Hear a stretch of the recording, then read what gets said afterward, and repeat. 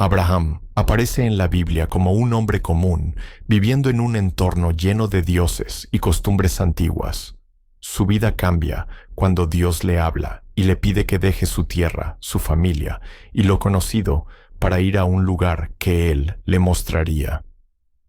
Junto a esa orden viene una promesa: haré de ti una gran nación, en ti serán benditas todas las familias de la tierra. Abraham decide obedecer y parte hacia Canaán con su esposa Sara, su sobrino Lot y sus bienes. Al llegar a Canaán, Dios vuelve a hablarle y confirma que esa tierra, donde todavía es extranjero, será para su descendencia. Abraham responde levantando altares en distintos lugares, una manera de reconocer públicamente la dirección de Dios en su vida. Poco después, una hambruna lo obliga a bajar a Egipto. Allí, temiendo por su seguridad debido a la belleza de Sara, Abraham pide que la presenten como su hermana. La intención es protegerse, pero la decisión genera complicaciones. Los funcionarios del faraón notan a Sara y la llevan al palacio. Por causa de ella, Abraham recibe bienes: ovejas, vacas, camellos, siervos y siervas. La estrategia lo protege, pero deja a Sara expuesta y compromete su integridad. Dios interviene enviando plagas sobre el faraón y su casa. El faraón, al descubrir la verdadera situación, confronta a Abraham y le pregunta por qué no dijo la verdad desde el principio. Luego devuelve a Sara, ordena que la familia salga del país y asegura que nadie les haga daño mientras se marchan. Abraham sale de Egipto con más bienes de los que tenía al entrar, pero también con la experiencia de cómo el temor puede llevarlo a decisiones equivocadas. Aún así, Dios lo protege y mantiene intacta la promesa. Este primer tramo de su historia muestra un patrón que se repetirá. Abraham avanza con fe, tropieza en el camino, y sin embargo, Dios sigue guiando cada paso hacia el propósito anunciado. Después de salir de Egipto, Abraham regresa a Canaán con más bienes y más responsabilidades que antes. Retoma su recorrido por la tierra y en los lugares donde había levantado altares, vuelve a invocar el nombre de Dios. Su vida sigue marcada por esa combinación constante de movimiento, confianza y aprendizaje. Con el tiempo surgen tensiones internas. Abraham y Lot, su sobrino, han prosperado tanto que la tierra ya no sostiene a ambos rebaños juntos. Los pastores de uno y otro comienzan a discutir, creando un ambiente que amenaza la unidad familiar. Abraham decide intervenir de manera directa y pacífica. En lugar de imponer su autoridad como mayor, le propone a Lot separarse y elegir primero el territorio donde quiere vivir. Lot elige el valle del Jordán, fértil y atractivo, mientras Abraham permanece en Canaán. Dios vuelve a hablarle en ese momento. Le pide que recorra la tierra y le asegura que esa región será para él y para su descendencia, aun cuando todavía no tiene hijos. La promesa se reafirma, pero la realidad parece contradecirla. Poco después, Lot queda atrapado en medio de una guerra entre reyes de la región. Es llevado cautivo junto con sus bienes. Abraham, al enterarse, organiza a sus hombres y emprende un rescate. Ataca de noche, recupera a Lot, libera a las personas capturadas y devuelve los bienes robados. Es un episodio breve, pero muestra un aspecto clave de su carácter. Es pacífico por convicción, pero firme cuando la situación exige una acción decisiva. A su regreso, Abraham es recibido por Melquisedec, un rey sacerdote de Salem. Melquisedec bendice a Abraham en nombre de Dios Altísimo, y Abraham le da una 10ª parte de todo lo recuperado. La escena es significativa. Alguien externo a la historia de Abraham reconoce públicamente lo que Dios está haciendo con él. Más adelante, Dios vuelve a hablarle de manera directa.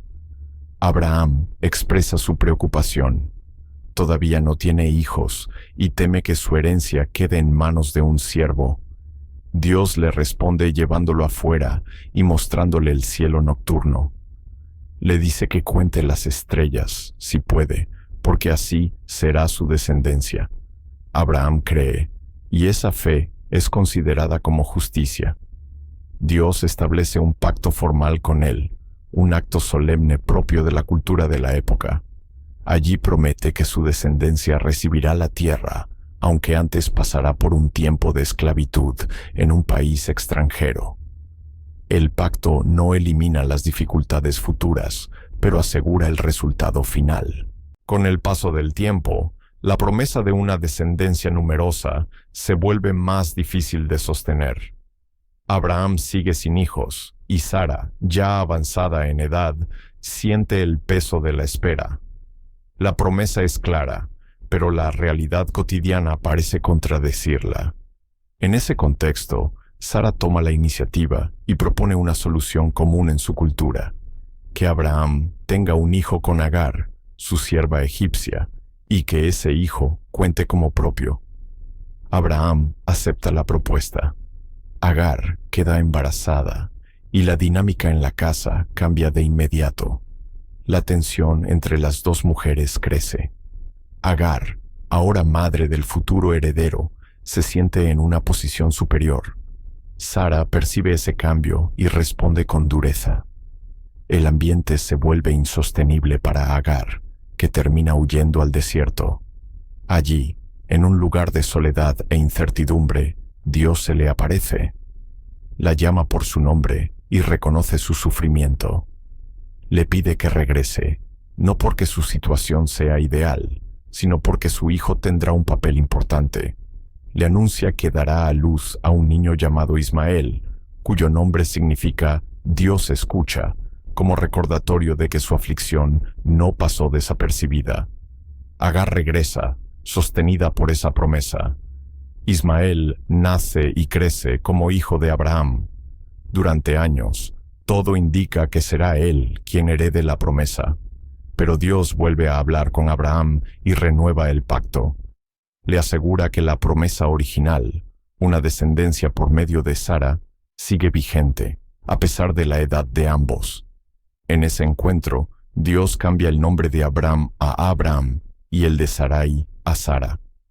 Los nuevos nombres simbolizan un propósito más amplio. Abraham será padre de multitudes y Sara será madre de naciones. Como señal permanente del pacto, Dios ordena la circuncisión para Abraham y todos los varones de su casa. Abraham obedece de inmediato, marcando físicamente su vida y la de su familia como parte de esa alianza. Un día, mientras Abraham está sentado a la entrada de su tienda, aparecen 3 visitantes. No sabemos con precisión quiénes son desde el punto de vista humano, pero el relato deja claro que representan la presencia directa de Dios. Abraham corre a recibirlos, los atiende con hospitalidad y les ofrece descanso y comida, siguiendo las costumbres de su tiempo. Durante la conversación, uno de ellos anuncia algo que parecía ya imposible. Sara tendrá un hijo. Sara, que escucha desde la tienda, se ríe. No es una risa de burla abierta, sino de incredulidad. Su edad y la de Abraham hacen que la promesa suene lejana, casi irreal. Sin embargo, Dios reafirma su palabra y le pregunta: ¿hay para Dios alguna cosa difícil? La escena es sencilla, pero marca un punto importante. La promesa se acerca a su cumplimiento. Al finalizar la visita, los hombres se dirigen hacia Sodoma. Abraham los acompaña por un tramo, y allí ocurre un momento clave. Había 2 ciudades, Sodoma y Gomorra, ubicadas en el fértil valle del Jordán, el lugar que Lot había elegido años antes, precisamente por su riqueza y prosperidad. Sin embargo, esa abundancia convivía con una corrupción profunda. La opresión hacia los vulnerables y la perversión de la convivencia humana se habían vuelto parte del día a día.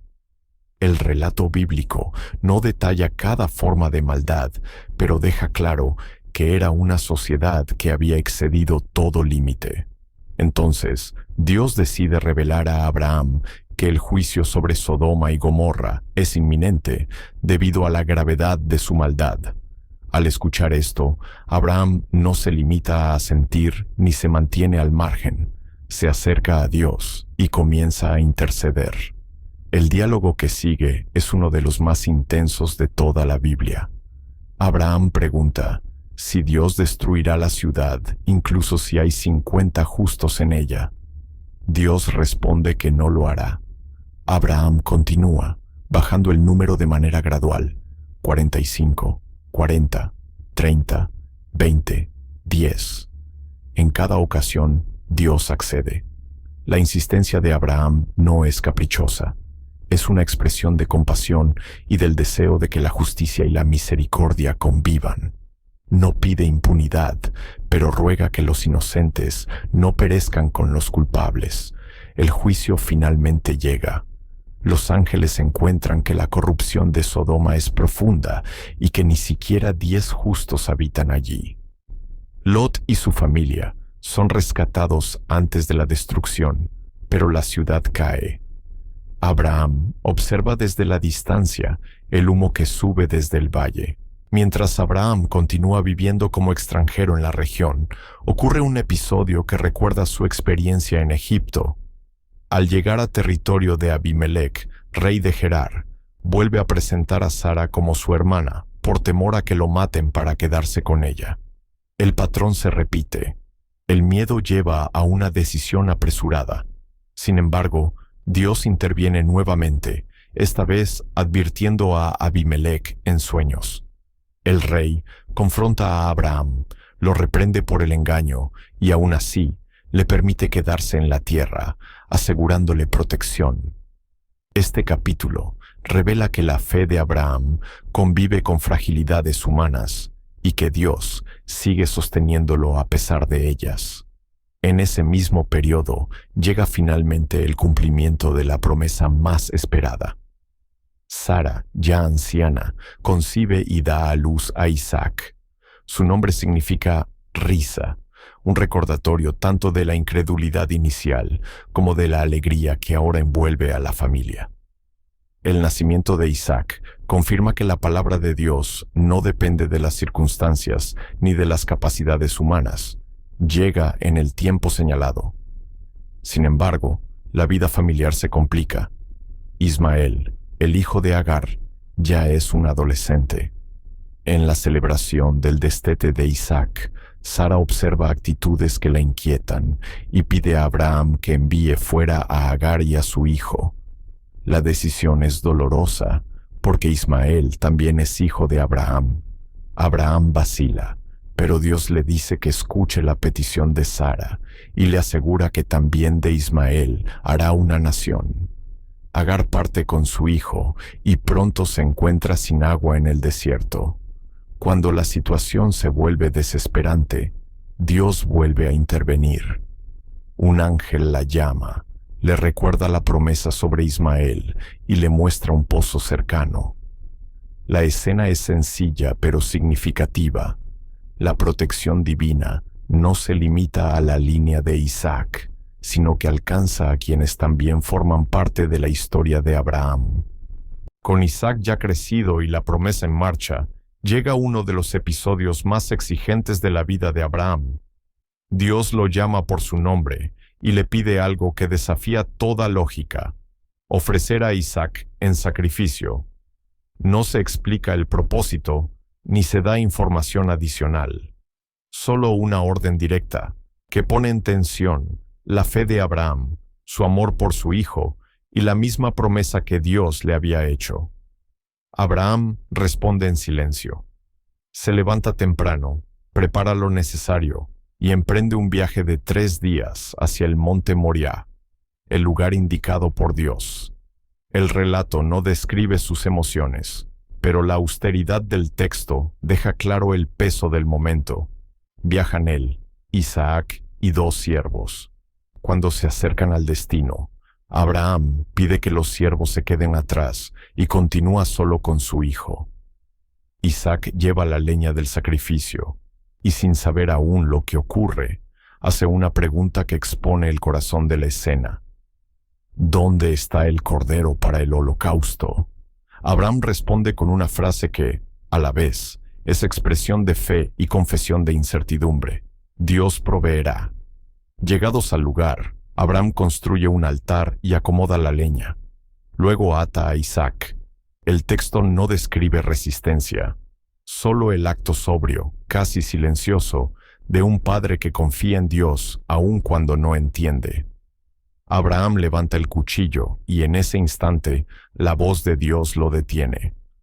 Un ángel lo llama y le dice que no haga daño al muchacho. La prueba ha terminado.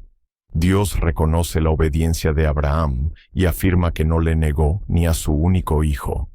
Abraham levanta la vista y ve un carnero atrapado por los cuernos en un matorral. Lo toma y lo ofrece en lugar de su hijo. El gesto completa la escena. Dios no exige aquello que Él mismo prometió. Provee lo necesario para que la vida continúe. Después del sacrificio, Dios reafirma la promesa con mayor fuerza. En tu simiente serán bendecidas todas las naciones de la tierra. Es la declaración más amplia y definitiva, hecha hasta ese momento, y establece que la historia de Abraham tendrá consecuencias que trascienden su tiempo y su descendencia inmediata. Los últimos años de Abraham están marcados por decisiones que aseguran la continuidad de su familia y de la promesa que Dios le dio.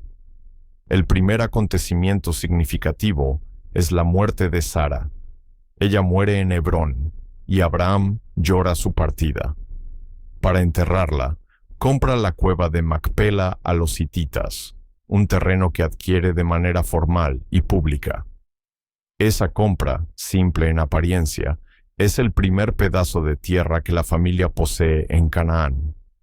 Una señal concreta de que la promesa de la tierra ya comenzó a tomar forma. Después, Abraham se ocupa de un tema fundamental: encontrar esposa para Isaac. Envía a su siervo de mayor confianza a su tierra de origen, con la instrucción de no buscar en Canaán. Ese viaje culmina en el encuentro con Rebeca, cuyo carácter y disposición confirman que es la persona adecuada.